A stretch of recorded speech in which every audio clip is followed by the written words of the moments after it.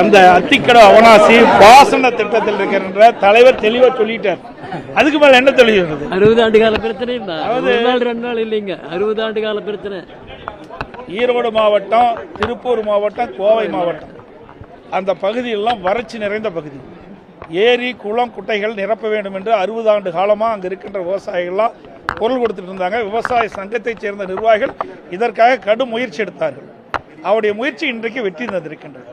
நானும் விவசாயி என்ற காரணத்தினால் என்னை சந்தித்து 60 ஆண்டு கால பிரச்சனையை நீங்கள் தீர்த்து வைக்க வேண்டும் என்ற கோரிக்கை வைத்தார்கள்.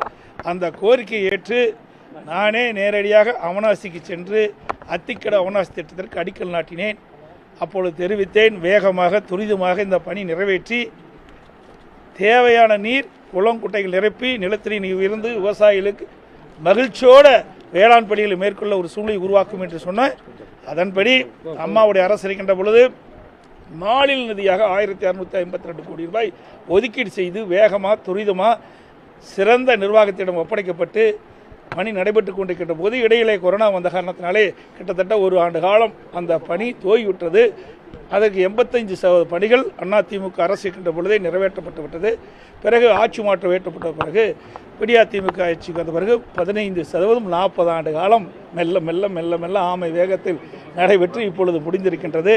இது வரலாற்று சிறப்புமிக்க திட்டம். இது விவசாயிகளுக்கு வரப்பிரசாதமான திட்டம். அங்கே இருக்கின்ற ஏழை எளிய நடுத்தர விவசாயிகள் இன்றைக்கு வேளாண் பணியை மேற்கொள்வதற்கு அத்திக்கடவு அவனாசி திட்டம் ஒரு பிரதான திட்டம். அந்த திட்டத்தை நிறைவேற்றதில் நான் மனப்பூர்வமாக மகிழ்ச்சி அடைகின்றேன். அந்த திட்டத்தின் வாயிலாகத்தான் இன்றைக்கு விவசாய பகுதி மக்கள் அந்த போராட்ட குழு, இன்றைக்கு அத்திக்கடவு அவனாசி போராட்ட குழு இருக்கின்ற அந்த விவசாயிகள் இன்றைக்கு நன்றி தெரிவிக்க வந்திருக்கின்றார்கள். அவர்களுக்கும் எனது பாராட்டு தெரிவித்த அனைத்து விவசாய பெருமக்களுக்கும் விவசாய தலைவருக்கும் நன்றி தெரிவித்தேன். ஆமாம், அதுவும் கொண்டாந்தோம். அதுவும் ஆம வேகத்தில் தான் நடக்குது. நானும் மெல்ல மெல்ல சட்டமன்றத்தில் பேசினேன். உங்கள் தொலைக்காட்சியின் வாயிலாக ஊடகத்தின் வாயிலாக கருத்துக்களை தெரிவித்தேன். அப்பப்போ குரல் கொடுக்கும்போது ஒரு 4 ஏரி நிரப்புறாங்க. இப்படியே மெல்ல மெல்ல கொஞ்சம் கொஞ்சமாக கிட்டத்தட்ட ஒரு 30 ஏரிக்கு பக்கமாக இப்போ தண்ணி வந்திருக்குதாக கேள்விப்பட்டேன். எஞ்சி ஏரிகள் விரைவாக இந்த பணி நிறைவேற்ற வேண்டும் என்று இந்த அரசின் கோரிக்கை வச்சிருக்கிறேன். சட்டமன்றத்தில் இதை பேசினேன். நான் வச்ச கோரிக்கை அடிப்படையில் நீர்வளத்துறை அமைச்சர் கூட வந்து பார்வையிட்டு போனார். ஆனாலும் வேகமாக அந்த பணி நடைபெறவில்லை. தேவையான நிதி ஒதுக்கீடு செய்யல, தேவையான நில எடுப்பு பணி செய்யாத காரணத்தினால கொஞ்சம் தான் நில எடுப்பு பண்ணி இருக்குது. ஒரு 10% தான் இருக்குது. அதை நிறைவேற்றப்பட்டிருந்தால் இந்த 100 ஏரிகளும் நிரப்பப்பட்டிருக்கலாம் வறண்ட ஏரிகளுக்கு. இருந்தாலும் இந்த அரசு வேகமாக விவசாயியுடைய நலன் கருதி நடவடிக்கை எடுக்க வேண்டும். அதிமுக அரசு கொண்டு வந்த திட்டம் என்று பாராமல் விவசாயிகளுக்கு நலன் பளிக்கின்ற திட்டம், அந்த நோக்கத்தோடு விரைந்து தேவையான நிதி ஒதுக்கீடு செஞ்சு பணி நிறைவேற்ற வேண்டும்.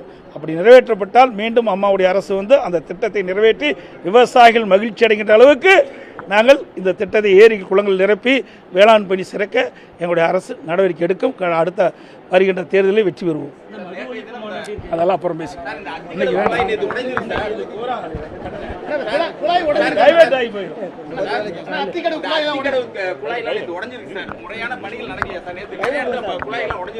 அதாவது இது வந்து ஒரு ட்ரெயில் ஓட்டம், புரியுதா? இது வந்து ஒரு மாதிரி ஓட்டம் பண்ணுறாங்க. இது ஒரு மிகப்பெரிய ப்ராஜெக்ட் திட்டம். இதில் அங்கங்கே லீக்கேஜ் ஆகுது. இதாகுனா அதை சரி செய்வாங்க. அதுக்கு தான் இப்போ வந்து அண்ணா ஐயா சொன்ன மாதிரி விவசாய சங்கத்தினுடைய சொன்னார். இப்பொழுது ட்ரெயில் ஓடிட்டு இருக்குது. எந்தெந்த இடத்துல பாதிப்பு இருக்குதோ, குழாய்கள் பாதிப்பு இருக்குதோ அதெல்லாம் சரி செய்வாங்க. சரி செஞ்சு இந்த திட்டம் ஒரு சிறந்த திட்டமாக பிரதிபலிக்கும்.